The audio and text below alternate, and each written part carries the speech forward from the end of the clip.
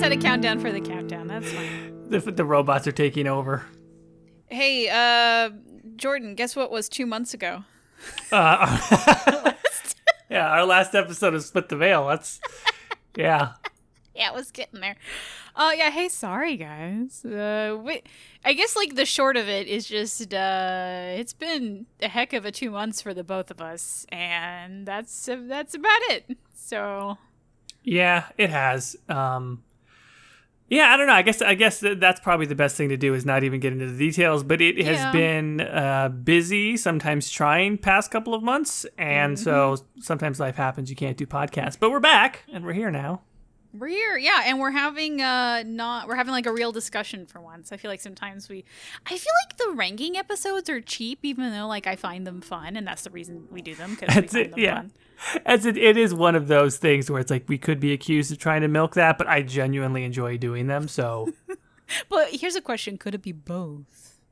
Yeah, it could be both. It could be. Okay, it so it's both. Yeah. Donuts are bad for you, and I enjoy them. I don't know what to tell you. Maybe that should be a thing. We eat donuts because I love donuts so much. I never get them, so we should just rank things and eat donuts. Actually, I say donuts. I don't have anything against donuts, but you know what I've really been enjoying recently is kolaches. I've never had one of those. They're fucking great. I mean, it's just like shit stuffed into bread, basically. You could make a kolache out of anything. You could put fruit and make it sweet, or you could do like more like a savory one, and you could do all kinds of. I like the ones with cream cheese. Okay. Yeah, being lactose intolerant, that would kill me. So I don't know if I could. I'll have to get some fruit or something. There's a kolache for you, no matter what. I'll go find one then. Okay, so I can't think of a segue. Segue. Yeah, it's been 2 months and we're rusty, guys. I'm sorry. That's gonna happen. Podcasting is not. We were never NPR to be exact, but Well, take 2 months what off. Else is rusty? Anthem. I don't know how that works as a say. Look, we unlike. No, I'm not gonna say that. That's so rude. Don't do it. It's recorded. I was gonna say like, unlike Anthem, our podcast isn't dead. Oh no! Give it no! You don't jinx us. Knock on wood, at least. Yeah, really. Okay, so something that in the past couple months, because I guess long story short, I kind of quit Reddit for a while just because the phone app Alien Blue stopped working really well, and I hate the Reddit app, but I'm going to get so judged for this, but I'm not even going to explain what it is. If you know, the Chris Chan debacle happened, and I wanted to start reading the Chris Chan subreddit, but you can't do that on the desktop version without signing in or whatever, so I'm fine, fuck it. So I went back. So now I've been reading Reddit a little bit more, which then got me noticing that the Anthem subreddit is actually super active still, and that piqued my interest, and that's what we're going to talk about today. Hey, wait, real quick. Did you just say that you decided to quit Reddit? You quit Reddit. I didn't really quit it. It was more like I just kept forgetting to check it. Oh, well. So I had like 40 messages. Sorry, guys. I was going to congratulate you anyway, so I was just...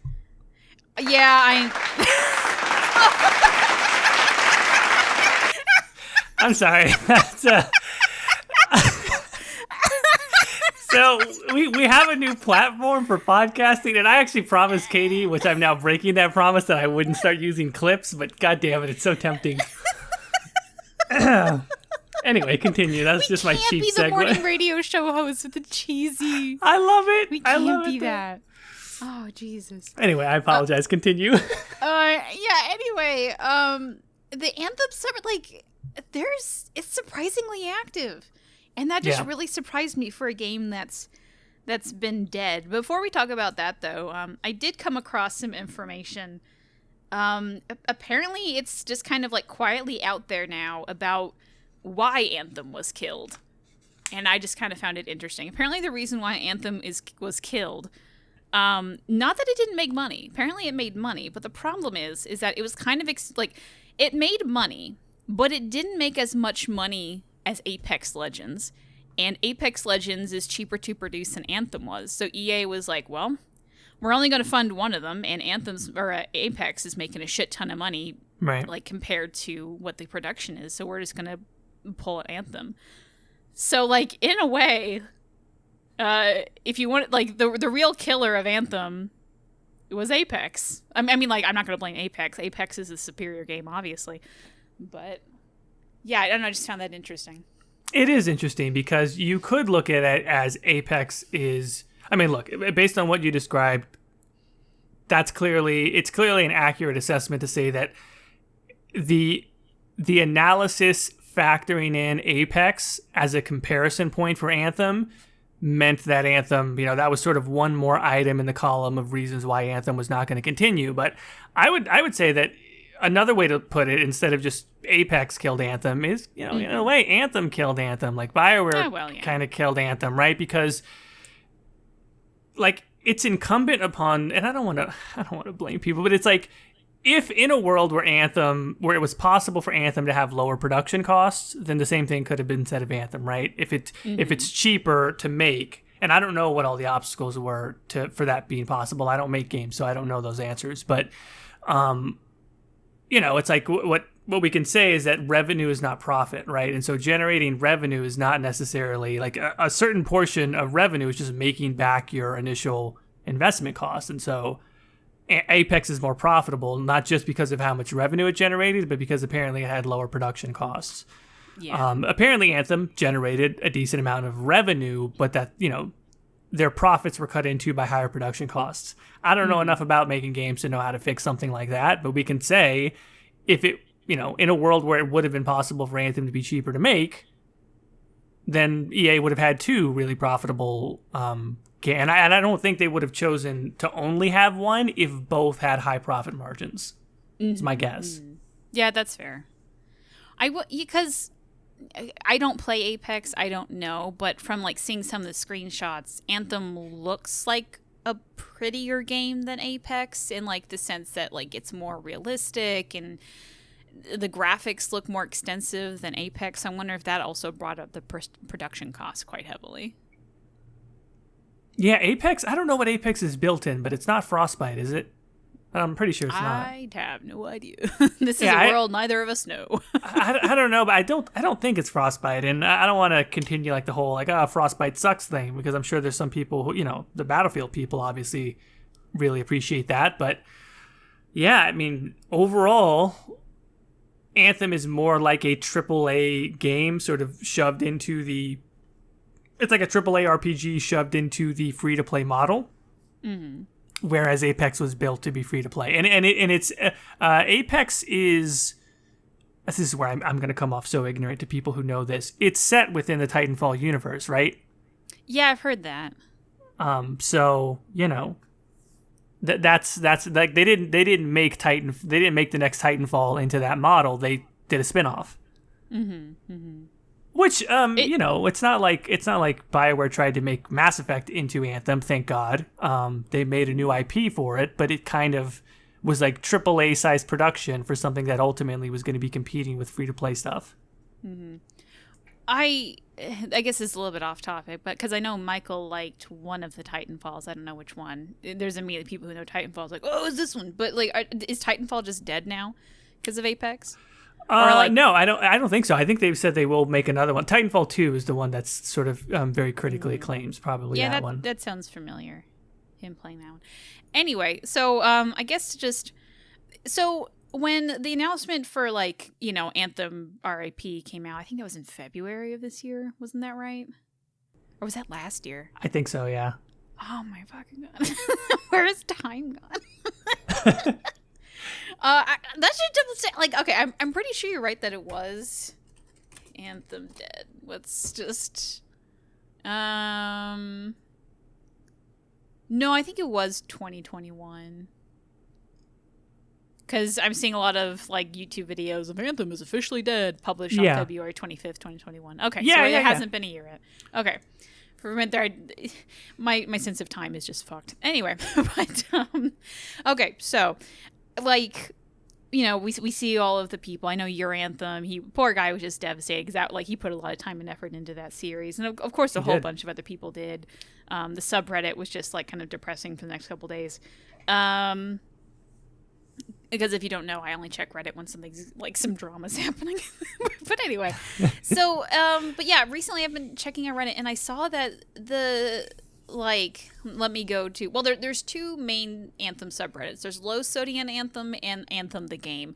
Low Sodium Anthem Yes. was created because when Anthem turned out to not be what people thought it was, there's just a lot of hate on the Anthem subreddit. So this Low Sodium was made to just like kind of filter out some of that nonsense, so people who actually enjoyed the game would like have some place to talk.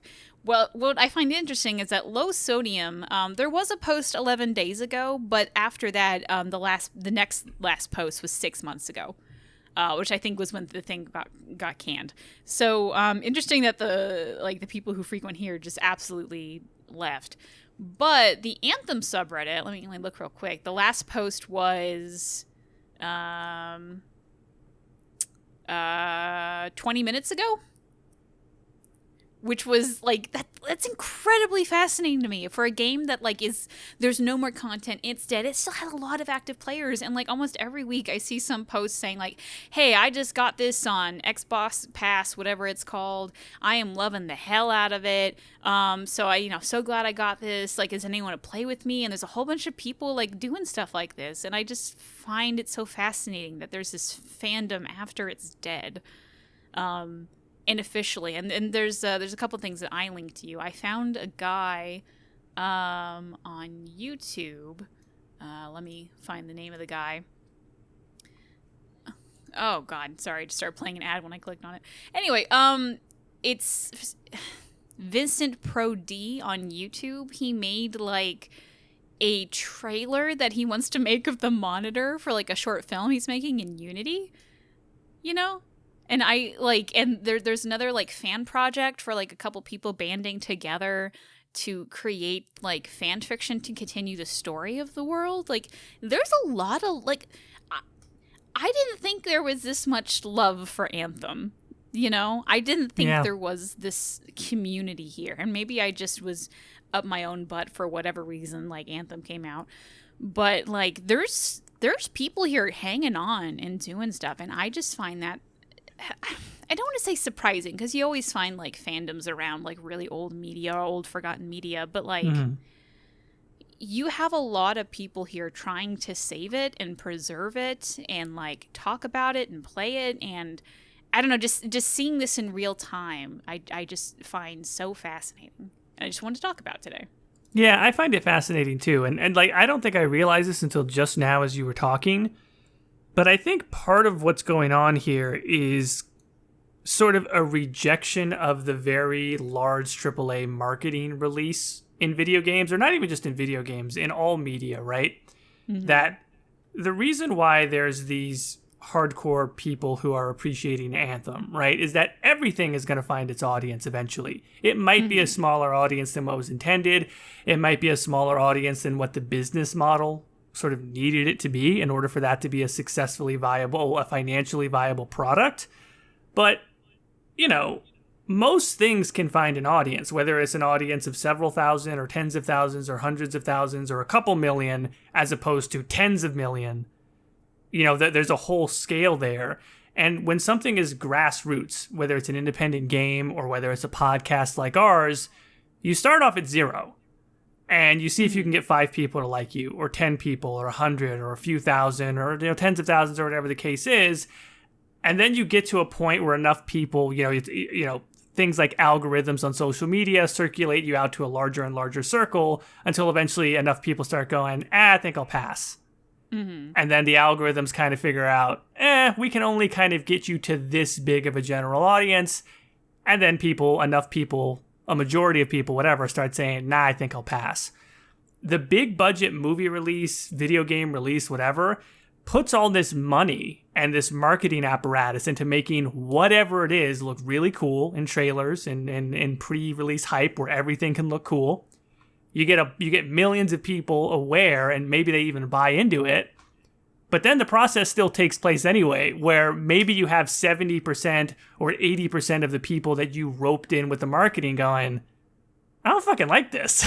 This sucks. Like, I think I'll pass. But they're angry about it because they got sold in with the marketing. But that doesn't mean there's not 20% who really dig it, right? Like, if you could have done it through the reverse way of starting from zero and building up until you meet resistance, I don't think there would be this ire that there is around big releases. But because we start by roping in everybody, there has to be this huge process of quote unquote controversy, quote unquote, it's a flop, it's a bust, it's this terrible, whatever, this terrible backlash. And then the people who like it, after everybody sort of shits on it and leaves, they get to stick around and go, well, I don't know, I like it. And they have a community. I know. That kind of reminds me of No Man's Sky. Like, even though kind of almost similar but different, No Man's Sky had that awful release like however many years ago, but only recently has it really made a comeback, and like people are actually saying, oh, it's a good game now, and like it's getting a lot of attention for that. Right. And like actually in the Anthem subreddit right now, like there are people saying like, oh, I wish this could have been Anthem, and like talking about No Man's Sky and all that sort of thing. So like, yeah, I don't know, but at least with No Man's Sky, like there was promised updates, and like they were updating it, and things got better slowly and whatever. But like, yes, for a game that like it just is what it is, and like especially, I know I've seen some comments that like we bash Anthem a lot, and like the people that go, yeah, we better bash Anthem, but like we like our Anthem. comments, there's nice people going like, don't be mean to Anthem, and then other people going like, get him. Kill the murder. No, it's always weird reading the comments, and they're just like, some people like, oh, don't worry guys, you do this thing and I love it, and another person's like, fuck that thing. Like, anyway, but what was my point? Fuck. Sorry, I jumped in. My fault. No, it's okay.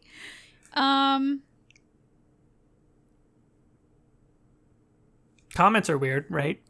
Yeah, I don't know if that was the point, but comments are weird. No, there was another point I wanted to make. No Man's Sky was making a comeback. Uh-huh. They were making updates. They were coming out with new stuff.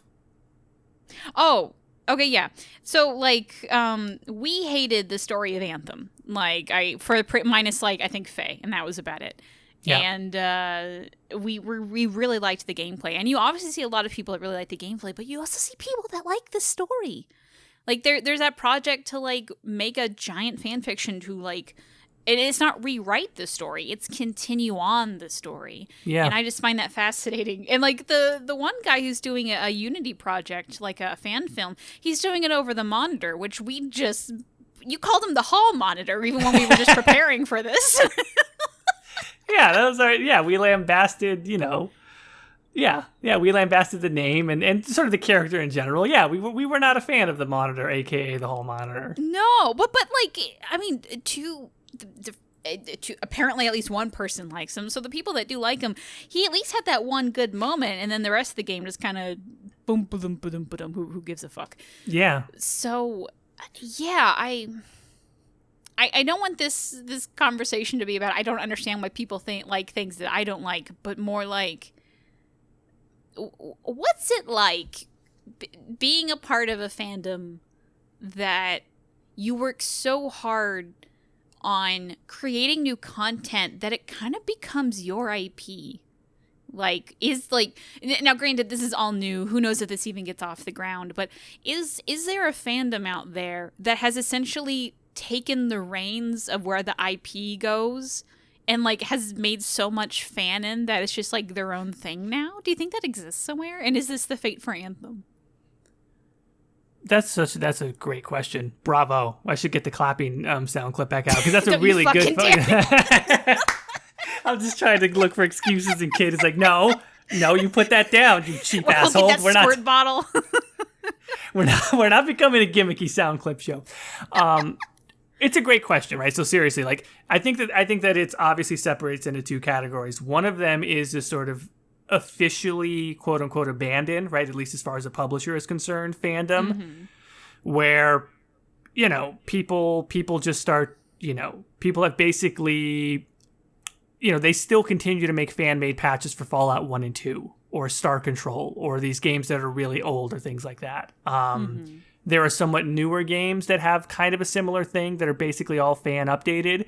I mean, look, Skyrim is a game that's continually being reinvented. I mean, there's a team out there right now that is doing a full-blown remake of just the main quest. I mean, with totally new voice acting, with totally, like, they're taking Inigo and different Skyrim stuff, man.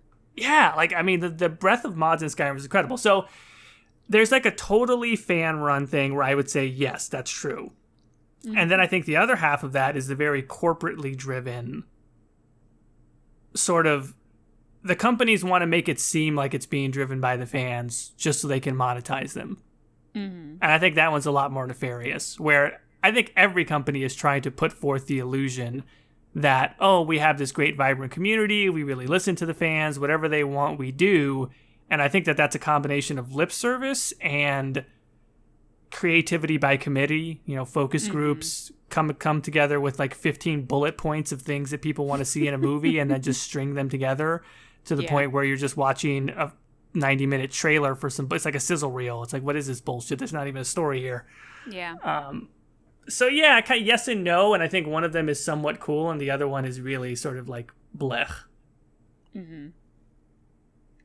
Just because I don't despite having a video games podcast, I don't really know anything outside of RPGs. But is there, like, can you think of an example where the companies do stuff like that? So companies is one. Here's the two things that came to mind. It's actually NBA 2K and Star Citizen. Star Citizen. and I wonder if I'm fully understanding what you're getting at. So maybe I'll describe it and you tell me if this is what you're thinking of. Like, in particular, in both of those two communities, there is a frequent accusation of the biggest content creators that you're trying to tell us that this game is good or still good or we should still buy into this game, even though it's not, because you now do this full-time on YouTube and you don't want this game to sink because then all you do is talk about Star Citizen or all you do is talk about NBA 2K. So you're basically a shill. You're not officially being paid by the company, but if this game goes under, your revenue goes under from your content creation.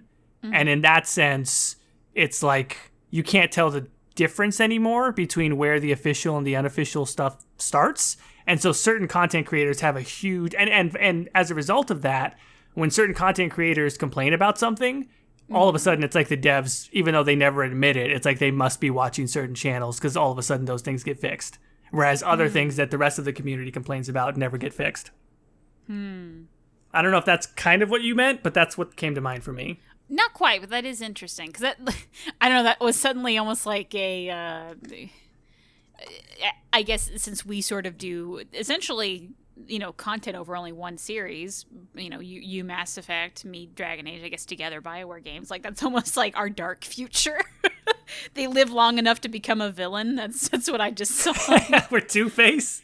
Yeah. Oh, can you imagine if you and me were a villain where I'm one side of the face and you're the other side of the face and we have to flip a coin to see who gets to do fucked up shit? That's one ugly face, Jordan. I'm sorry. Just the two of us mashed out. That's gonna look fucking weird. If it's heads, Caitie gets to kill Caden. If it's tails, I get to kill Zevran again.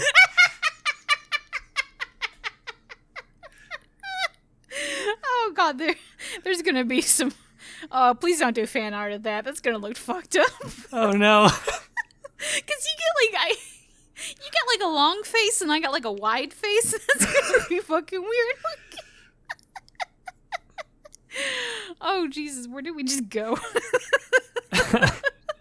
Okay, wait. So I described one version of what I thought you meant when you said like a community taking over the IP. What's if you can't think of a particular community, hypothetically, what would this community look like? So I can't think of this.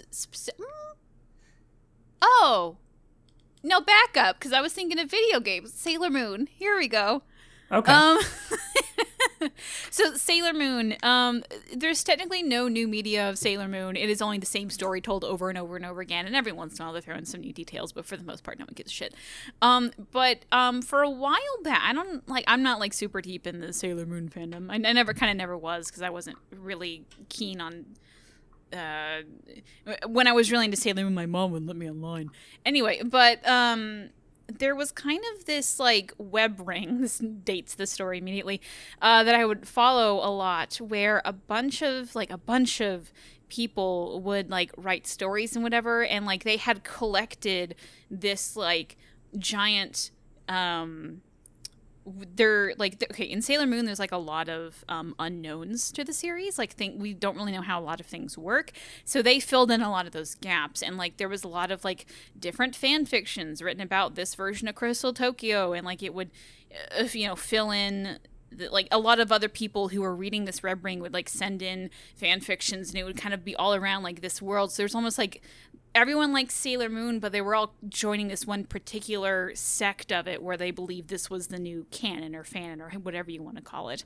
And I guess that's kind of what I mean, where like there's really nothing new being added to the series, like Anthem. So like could at one point, if this project to write a story about this, like the story and like kind of continue on, is that going to be kind of the accepted what if for Anthem? Where like, oh, even if you liked Anthem the game, check out this novel a couple of people wrote, and that will help you, fill in what you wanted from the Anthem story. And will that just be the accepted, this is canon,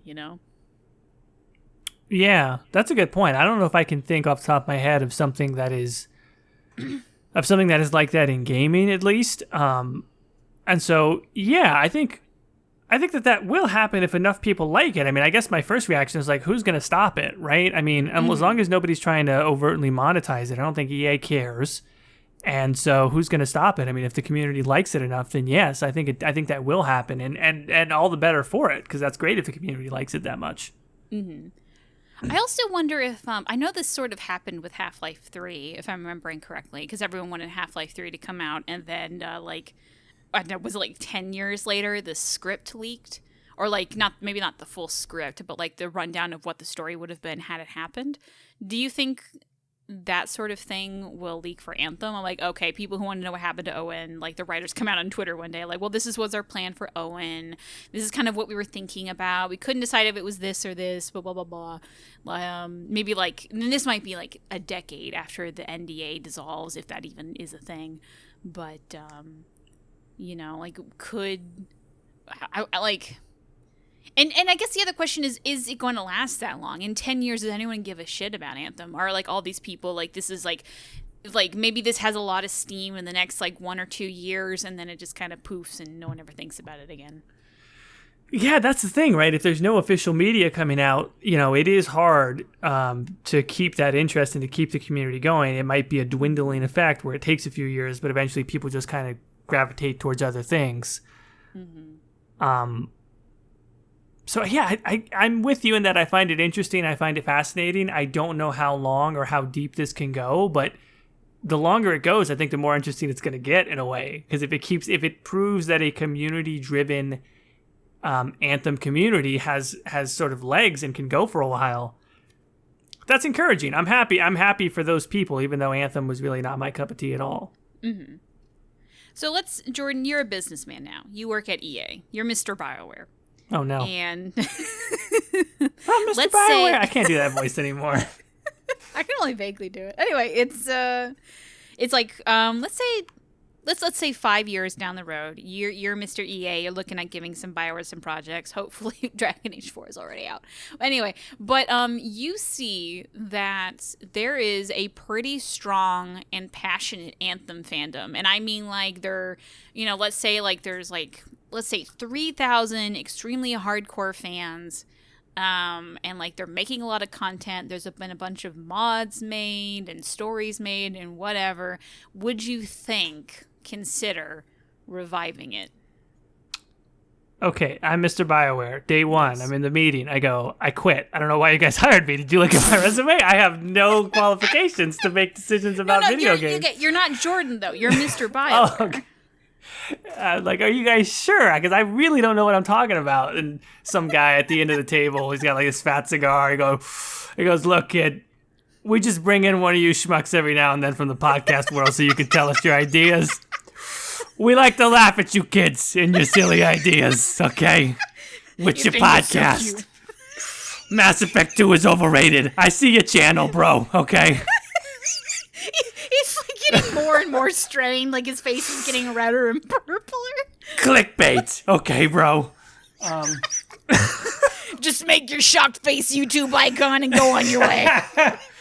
Put the red circle for no reason. What's the arrow pointing at? I don't give a fuck. Neither do you.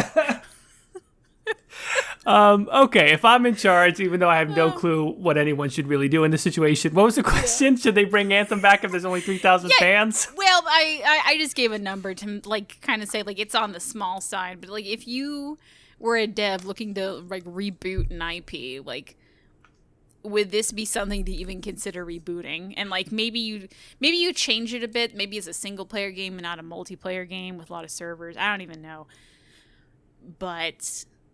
Because one of the most common questions on the subreddit is, do you think Anthem will ever come back? And I'm saying, if there's a strong enough fan community, do you think there's any incentive for them to do so? That's such a tough question, right? Because like I know so little about like the proper way to answer that question is like, what is their organizational strategy for this, right? Again, as someone who is like, I'm just eating the food, so it's really sort of. It's a real tough gambit for me to try and guess what the restaurant owners and the chef are thinking if all I do is eat the food. But it seems to me that generally in media, most big publishers are going for everything tentpole. It's not to say EA doesn't have an indie strategy or that they don't have small, but in movies and games, and this is just my perspective as a consumer of someone who watches movies and plays games, it seems like the strategy is tentpole everything, right? Like several years ago, it's probably a decade ago now, Bob Iger at Disney, who's the CEO of Disney, said, every movie's a tentpole now that we do at Disney. And a tentpole movie is like, you have one or two of those a year, and that holds up the whole portfolio. You might have a couple of medium-sized movies and some small independent stuff, but it's your tentpoles that are the real, that hold up the whole thing. So when Bob Iger comes out and says everything's a tentpole movie now, everybody sort of like nervously chuckled and was like, well, yeah, that's great, Bob, but how are you going to do that? Well, fast forward a decade, and guess what? Star Wars, every Marvel movie, like every single fucking thing Disney does is a mega blockbuster. They did it. And so now it seems like that's the model in media, is nobody wants to do small and especially medium-sized things. I guess in video games, as the technology has changed, there's what we now call AA. You know, there's Warhorse Studios or somebody like that, or even Larian. Like they have access to tools in Unity or something like that, where somebody that would have been making a very sort of low fidelity, maybe borrowing off of old school aesthetics and things like that, now they're able to do something that's almost pushing like AAA because of the technology. If you're a company like EA, I don't know. Like I don't know how much of that EA really wants to do, right? Like, I think what they really want to do is mega AAA hits and very cheap to produce free-to-play games that basically end up saturating the market kind of like a AAA game, even if it doesn't have the AAA quote-unquote quality. So, to answer your question of, like, would they take into account grassroots community fervor within Anthem? I think the answer is no, because I don't think that they're going to create an apparatus to do what I mentioned earlier, which is to start really, really small with a super low cost of production, start nearly at zero, and then sort of slowly see how far they can get that circle to grow.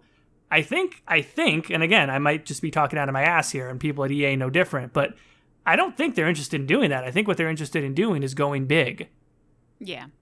And so there may be 200,000 people or 500,000 people or a million, but I don't know how many it is. There's 159 people still subscribed on the subreddit for Anthem. I don't know what the number is, but there's probably, I'd be willing to bet hundreds of thousands of people who would still love for that to happen.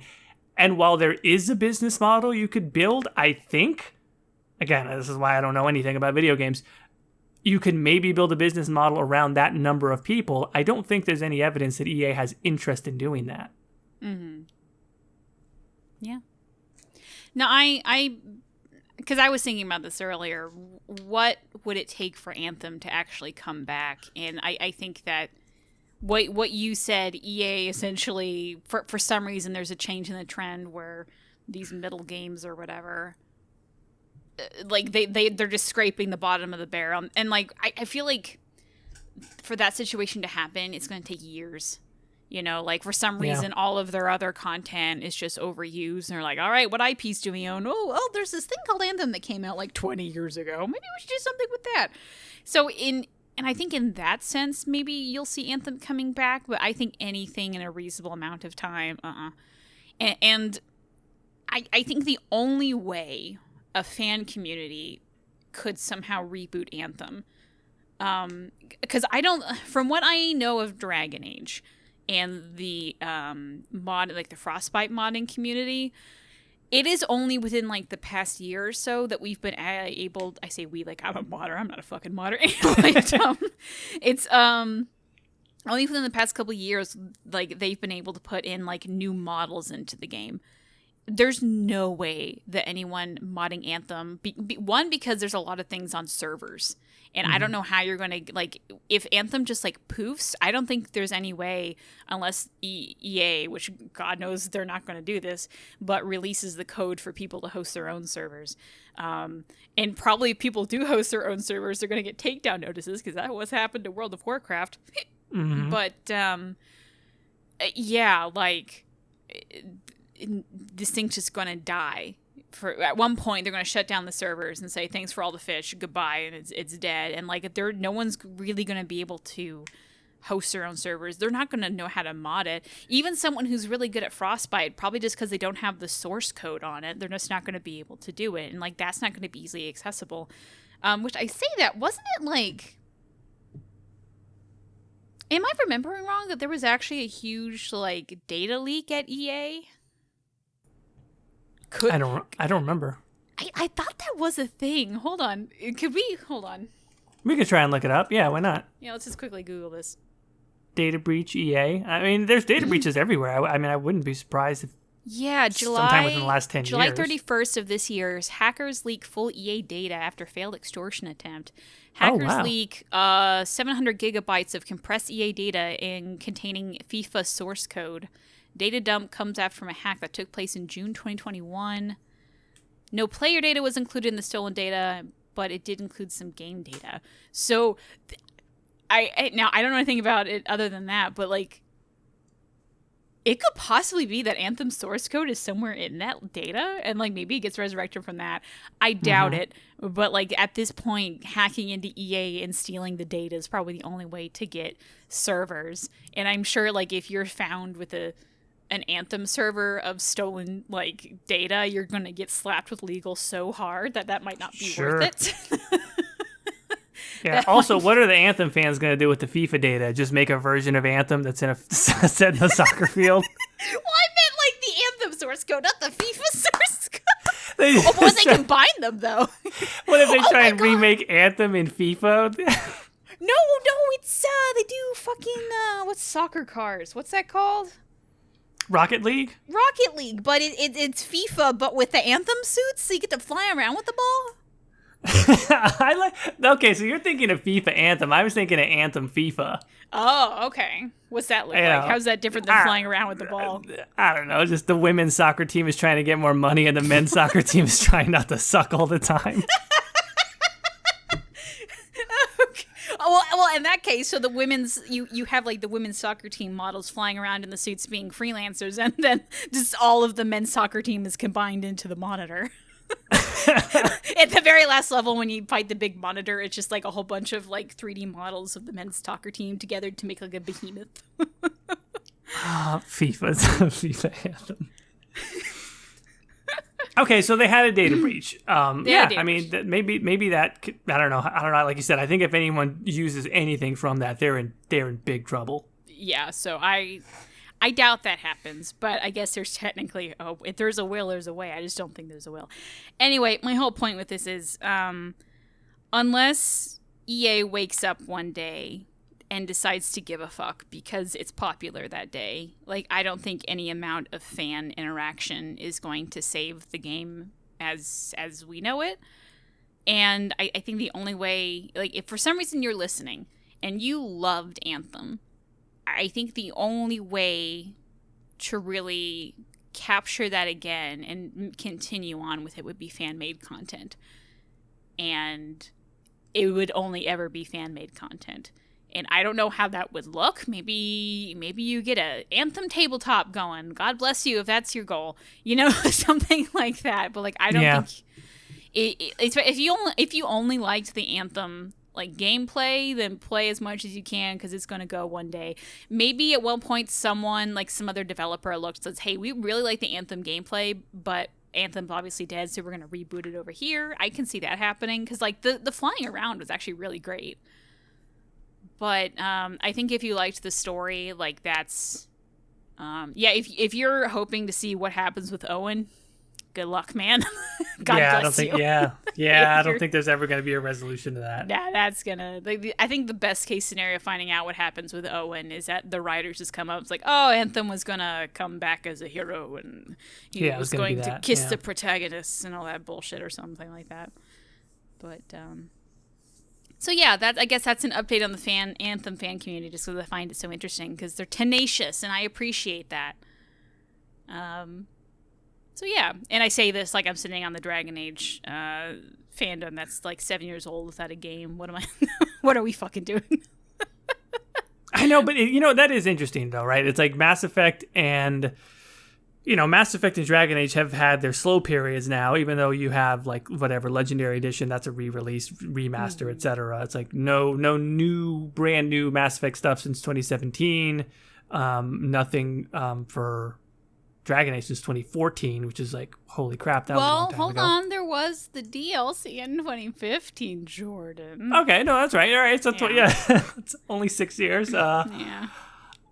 So, it's like it's a little bit of a drought, but it doesn't feel anything like it doesn't feel anything like Anthem. Even when the story was after Andromeda, Mass Effect had been put on ice or whatever the terminology was, it was taking a break or something like that. It still never felt like it felt with Anthem, like it feels with Anthem right now. Yeah. Well, I think it's also BioWare's never going to abandon Mass Effect. And we know that there's been a Dragon Age in works for a while. Like, there's been a lot of, like, rumors of, like, what if it's canceled or whatever? And sometimes it actually was canceled, but it came back because it's flagship series. Like, you think of BioWare, you think of those two IPs. Now, I think, if anything, a better comparison would be fans of Jade Empire. Because I'm pretty sure that's kaput. I don't know. I don't think Jade Empire is kaput. I think that there is... I think that...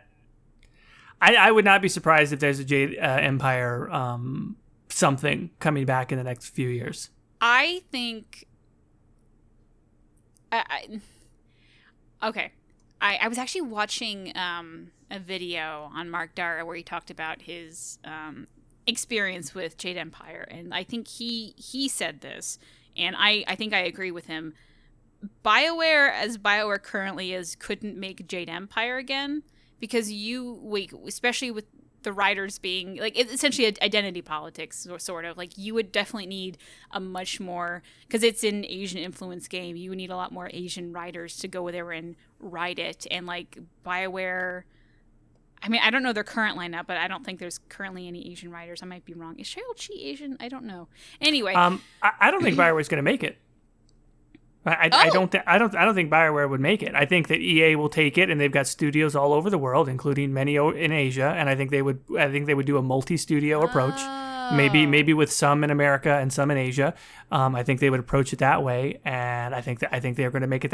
There was a trademark renewal filing or something like that, like last year or something. That's not a lot to go on, but there's other little pieces of evidence, like people like Maddie Plays and others have sort of done full breakdowns of here's the whole lineup of evidence. And it's actually somewhat compelling. Okay. I don't think BioWare would do it because I don't think BioWare has the capacity to do it. Let's just let them get Dragon Age and Mass Effect back up and running the way they should be. No distractions there, but I think someone else might have Jade Empire eventually. Maybe, yeah.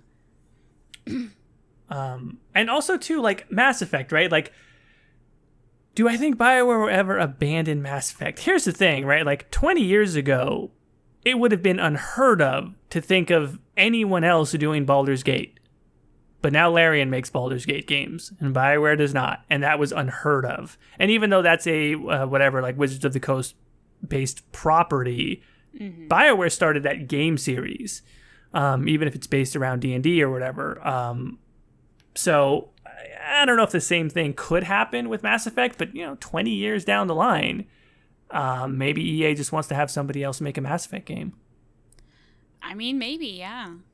Now, okay, so yeah, EA owns Bioware, so they control the Mass Effect property. Bioware would have no say in it, right? Yeah, no. I mean, EA could do it today if they wanted to, and I'm of the opinion that they should do it today because I think there could be a Bioware. I'm sorry, a Mass Effect tactics game. I think there could be a Bioware freaking RTS game, city sim game, first person shooter. Fuck, I think there could be a lot of Mass Effect games. Oh God. Yeah, I guess I could see that happening too. I think we've talked about this before, so I'm not going to harp on it too much. But yeah, okay. So yeah, maybe at one point Anthem does get a reboot. Could they more so we want to make a game that's based off of this. Oh, we kind of have an IP that sort of is the same setting. All right, we're just going to take it. That might be best case scenario for this series. Yeah. Yeah. Well, anyway, that was our depressing update on Anthem. I don't know. Anthem's kind of weird to talk about because it's I find it fascinating from I don't know, my perspective of a series that it feels very corporate, and we've talked about this. It's the phrase "stronger alone, stronger together" sounds like something you would hear on your company retreat when they're trying to get you not to be bitchy at each other. Right. And the whole Anthem kind of felt like that, but there's people that honestly like this world. Which, hey, shout out if you really like Anthem, the lore behind it, the base lore is incredibly similar to the base lore of Dragon Age. So if you like fantasy enough, come on in. Water's great. We're alive. Yeah. It written by the same people, literally. If you want a female Joan of Arc figure that has hearing weird song things and frees people from slavery, Dragon Age and Anthem. Anyway, so yeah, I guess that's all I have to say. Do you have any fun facts you'd like to add? I don't know about fun facts, but I think we've talked about how the IP goes forward, which I think is that was primarily what this episode was about. But I'm also kind of curious how the technology goes forward. We've talked about that maybe once or twice before on other episodes, but there were some interesting things that were done for Anthem, right? Mm-hmm. The flying is actually, I would say, the best humanoid flying ever in a video game. Yeah. Right? There have been attempts at there was some Iron Man games on 360. There was a game called Dark Void. Mm-hmm. That was in the 360 PlayStation 3 era, which was okay, but getting a guy sort of to fly around has always been you can go back to the Superman games or whatever that were terrible and all that. For some reason, even though people make plane games and flight sort of either arcade or flight sim games that are very fun, getting a third person, you can walk around, but you can also fly around, that apparently is just really hard. And I think Anthem maybe had the best third person shooter flight model ever. Mm-hmm. And it would be kind of weird if nobody uses that. And each suit kind of flew a little bit differently, and they were all good. It did, yep. So, yeah, no, I agree. I think there is definitely a market for something that flies like Anthem, but is literally anything else. I've said it, and I think a bunch of people have said it. I don't know who has to do what at EA, but knock the doors down at Disney and just beg them to let you make an Iron Man game. Because that's really what Anthem, that technology should be used for that. Well, I don't know what company seems to have the Marvel license. I know they've been cranking out a couple things. I was watching Gamescom for whatever reason because that was a bust. But they had a new Marvel game announced. So yeah, who knows? Maybe the people worked on Anthem and they went other places. Maybe some of them are over there working on an Iron Man game. You don't know. It's so interesting too because who is it? Maybe it's Square Enix published. Maybe it's Crystal Dynamics. I can't remember who's doing the Guardians of the Galaxy game, which has a goddamn dialogue wheel and choice and consequence and party member approval, and it's that's a real Mass Effect-y looking kind of interface for the dialogue choices. Well, they just announced that new game where I forgot what it's called now, but like it has a customizable character and like it's an RPG. It's tactical. Like they're really going into that with the Marvel stuff. I don't know. That's just one thing that came to mind. It's like the technology of Anthem, I think in many ways was good, and certainly in some pieces of it. I'm not saying I want exosuits in Mass Effect. I'm not necessarily saying I want Griffins or whatever, Griffin gameplay in Dragon Age, but if Bioware doesn't use it, I mean, that's now part of the Frostbite library, I guess. Maybe EA has another studio that wants to use it. Maybe there's a studio that's external that wants to license Frostbite. I don't even know if they do that, but it would be a shame if nobody used it. Yeah. Which, hey, maybe Titanfall ends up using it. I can see that working in Titanfall. You maybe that's not a bad idea. Would that be kind of ironic since Apex? Apex didn't kill Anthem. Anthem killed Anthem, but like Apex was the better predator, if you will, and won the battle, and then it like eats and devours and takes for its own the better parts of Anthem. Like, I mean that I think is the idea at EA, right? That it's not studio versus studio. It's we have a catalog and we're gonna pull. I mean, like this has gone back a few years to several years now, where like you're playing FIFA, you're playing Madden, and the career mode now has, most sports games they have a career mode that has like a whole story mode now. Yeah. And all of a sudden, it's like a fucking dialogue wheel pops up in FIFA. And I'm like, oh, they have this now because BioWare had to make a dialogue wheel in Frostbite. So why not? Now we have this. And so I think that's always been the idea, which is that whether the individual games work or not, we're going to take all this technology and that's the synergistic. That's why they make everybody use Frostbite, basically. Okay. Well, I would like to end on this. You heard it here first. Titanfall using Anthem mechanics. Right. We came up with that idea. Where's our paycheck? No. Okay. Well, yeah, I guess, do you have anything else to add, Jordan? I would like to close on this, which is the fucking cigar chomping guy going, you podcast kids, all these great ideas. You don't trademark one of them. We write them all down. One of these days, you kids are going to come up with a good one. Kapow! It's ours. Did he just kill us? Is that what that was? I don't know. The guy, he's going, I don't know. He throws the cigar down on the table. He goes kapow. He gets up. He walks away. We're sitting there going, what the fuck does kapow mean? For some reason, I was imagining like Killmonger from that Spider-Man animated movie that came out. Like he's just a big fucking guy. Oh God. Okay. Well, with that, Jordan, where can they find you and Mr. Smoking Man? I mean, on YouTube at the Exalted March. I try and stay away from Twitter as much as possible, and Reddit, and all of the things. Sounds great. Hey, remember do you still do Instagram? Because you used to talk about that a lot. No, I don't think I've logged into the Instagram for a while. I don't think I've really looked at Twitter too much. I pretty much stay away from most of it. But, videos on YouTube at the Exalted March. Yeah. Well, and I'm Ghildirthalen and Caitie, whatever the fuck, and you can find me on YouTube and Twitter. I technically have a Reddit, but I forget about it a lot. Unless Chris Chan does some weird fucking shit again. Oh, no. Please don't Google that. If you don't know what that is, keep yourselves in the dark. You don't want to know. Keep the kids away from the horrible news on the internets. We could talk about... No, we're not going to talk about that. That's a stream thing. Anyway, thanks for coming. Thanks for coming. That's not what we say at the end of the show. Yeah, I was trying... My mind like, is it Terrestrial? Is that what we say at these things? I think so, yeah. It's been so long. We're rusty. It's been a while. Terrestrial. There you go. It's over.